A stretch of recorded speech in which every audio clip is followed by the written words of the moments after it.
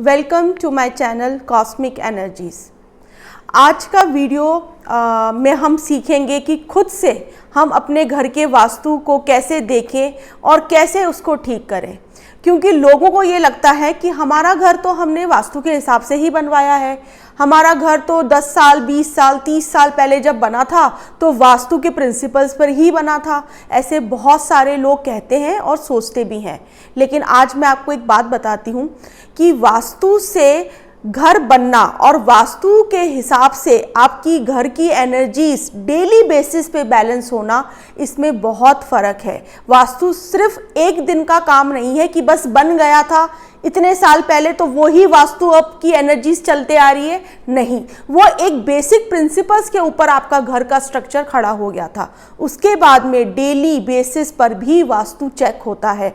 घर में daily basis पर भी घर की पॉजिटिव एनर्जीज नेगेटिव एनर्जीज आपकी चेक होनी चाहिए। आप वहाँ पर रहते हैं, आपको अपने घर से प्यार होता है, घर को भी आपसे प्यार होता है, घर की एनर्जीज भी आपको समझती है और आप भी घर की एनर्जीज को समझते हैं। कई बार घर भी आपसे बात करता है, बात मतलब वो बोलता नहीं है लेकिन फीलिंग्स होती है वहाँ पे आपकी, बहुत सारी अच्छी बुरी बहुत सारी यादें होती हैं उस घर में आपके साथ में। तो ये सब क्या है? ये सारा एनर्जी फ्लो है उस घर में आपका और आपके घर का। बहुत दिन तक कोई भी घर जब बंद रहता है और आप अचानक से आते हैं तो आप एक स्टक एनर्जी, एक इल एनर्जी, एक मायूस सी एनर्जी महसूस करते हैं। मतलब घर भी कहीं ना कहीं आपको याद कर रहा था, वो अपने मालिक को याद कर रहा था, जो वहाँ लोग रहते थे, जो उसकी साफ सफाई करते थे, उसको देखते थे, तो वो भी कहीं ना कहीं वो लो एनर्जी वहाँ पर भी आ जाती है। इसी तरीके से जब आप अपने घर में होते हैं और आप अपने घर को पूरी तरीके से सजाते हैं, संवारते हैं, उसकी एक एक चीज़ को आप सिस्टमेटिक जो उसकी जगह होती है वहाँ पे आप रखते हैं, ये भी एक तरीके से वास्तु की पॉजिटिव एनर्जीज को आपके घर के अंदर क्रिएट करता है। और आज हम इस वीडियो में जानेंगे कि ऐसी कौन सी चीज़ें हैं जिसको आप चेक करके आप ये जान सकते हैं कि आपके घर की पॉजिटिव ऊर्जा कितनी है और कितनी नेगेटिव एनर्जीज आपके घर के अंदर क्रिएट हो रही है, जो आपकी लाइफ में बहुत सारे एरियाज में हो सकता है, डिफरेंट एरियाज में ऑब्स्टेकल्स लेकर आ रही हो। तो सबसे पहले हम अपने घर के ब्रह्म स्थान पर को आइडेंटिफाई करेंगे। आप एक कोई इंच टेप ले सकते हैं, कोई नापने वाला कुछ आप ले सकते हैं और आप उसको अपने घर का जो सेंटर पॉइंट है आप पहले उसको निकालेंगे, क्योंकि ब्रह्म स्थान जो है वो मेजर एनर्जी सेंटर है, ऊर्जा का मेजर, वहीं से ही उसका फ्लो क्रिएट होता है, एनर्जी वहीं पर ही क्रिएट होती है। तो सबसे पहले ब्रह्म स्थान जो है वो नीट एंड क्लीन होना चाहिए, वहाँ पे बहुत सारे हैवी ऑब्जेक्ट्स नहीं होने चाहिए। आपका ब्रह्म स्थान हो गया, अब इम्पॉर्टेंट था वो बहुत ज़्यादा। उसके बाद में हम आ जाते हैं स्टोरेज के ऊपर। ब्रह्म स्थान के बाद में सबसे इम्पॉर्टेंट जो वास्तु के अंदर है वो आपकी घर की स्टोरेज है। स्टोरेज का सही डायरेक्शन में होना एक बहुत ही इम्पॉर्टेंट रोल प्ले करता है आपकी ग्रोथ के लिए।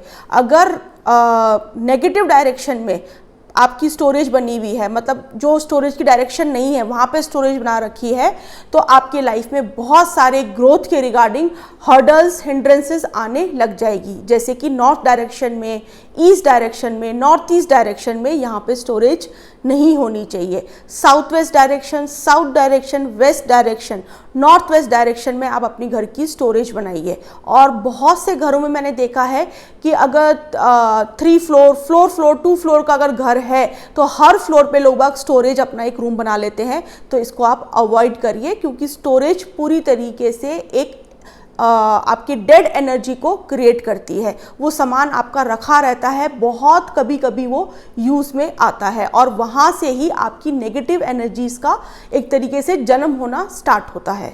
इसी तरीके से अगर घर के अंदर बेसमेंट है तो बेसमेंट की क्लीनिंग का स्पेशल ध्यान आपको रखना चाहिए। उसको रेगुलर बेसिस पे वहाँ की क्लीनिंग होनी चाहिए और वहाँ का भी क्लटर का डीक्लटरिंग वहाँ पे टाइम टू टाइम होती रहनी चाहिए। फिर टेरेस को भी लोग बाग एक तरीके से कबाड़ के जैसे यूज़ करते हैं, कहीं पर भी कुछ भी चीज़ें रखते हैं, वो भी बहुत बड़ा एक वास्तु दोष में ही माना जाता है। फिर उसके बाद में सबसे इम्पॉर्टेंट जो डायरेक्शन है आपके घर के अंदर, जो वास्तु का जो मतलब सबसे 70% पॉजिटिविटी वहीं से आती है, तो वो है आपके घर की north east direction. North east direction का सही होना बहुत इंपॉर्टेंट है। नॉर्थ ईस्ट डायरेक्शन में वेंटिलेशन होना, एयर का फ्लो होना बहुत इंपॉर्टेंट है। वहाँ से ऑक्सीजन आना, वहाँ से फ्रेश एयर आना आपकी लाइफ में आपको ग्रोथ देती है। नॉर्थ ईस्ट डायरेक्शन में गंदगी नहीं होनी चाहिए, स्टोरेज नहीं होना चाहिए, वहाँ का फ्लोर जो है वो पूरी तरीके से प्रॉपर बना हुआ होना चाहिए। फिर उसके बाद में आपके घर की जो आप खुद जो वास्तु चेक करते हैं, तो आप देखिए कि जो आपकी 4 डायरेक्शंस है वहाँ की डीप क्लीनिंग होना बहुत ज़रूरी है। और इवन आप एक सैटरडे पकड़ लीजिए, सैटरडे को आप डीप क्लीनिंग करिए, घर का एक एक कोना, घर का जाले, घर की डीप जो भी क्लटर रखा हुआ है उसको निकालना, घर में से जितने भी शूज़, अनवांटेड शूज़ हैं वो किसी को डोनेट कर देना सैटरडे को। अपने शू रैक को भी देखना, ये एक वास्तु का महा उपाय के जैसे भी आप यूज कर सकते हैं। और सैटरडे को अगर आप डीप क्लीनिंग करते हैं तो आप इंस्टेंट इसके पॉजिटिव रिजल्ट देखेंगे। एनर्जी का फ्लो एक तो घर के अंदर बहुत अच्छा हो जाएगा, घर के अंदर बहुत अच्छी एक हार्मनी क्रिएट हो जाएगी, घर के अंदर एक पीस वाला एनवायरनमेंट होगा, और घर में आपको रहना, घर में बैठ के कुछ भी काम करना आपको बहुत अच्छा लगेगा। और आपको लगेगा, आप महसूस करेंगे कि हाँ यार एनर्जी कितना अच्छा फ्लो कर रही है, नींद बहुत अच्छी आएगी आपको उस दिन। और अगर आप इसकी हैबिट डाल लेते हैं एवरी सैटरडे डीप क्लीनिंग करने की, तो ये एक तरीके से मैं वापस बोलूँगी ये महा वास्तु उपाय की जैसे आप यूज़ कर सकते हैं। तो इस तरीके से मैं वापस से रिपीट कर रही हूँ पॉइंट। सबसे पहला पॉइंट आपका ब्रह्मस्थान क्लीनिंग होना, वहाँ पे कोई हैवी आइटम्स नहीं होने चाहिए। स्टोरेज की डायरेक्शन मैंने आपको बताई, west direction, south west direction या फिर साउथ डायरेक्शन में ही आप स्टोरेज लें। बहुत सारे जगह जगह आप स्लॉट्स ना बनाएं अपने स्टोरेज के लिए। उसके बाद में 4 डायरेक्शंस जो आपके हैं वो बहुत इंपॉर्टेंट है, वहाँ की डीप क्लीनिंग होना बहुत ज़रूरी है।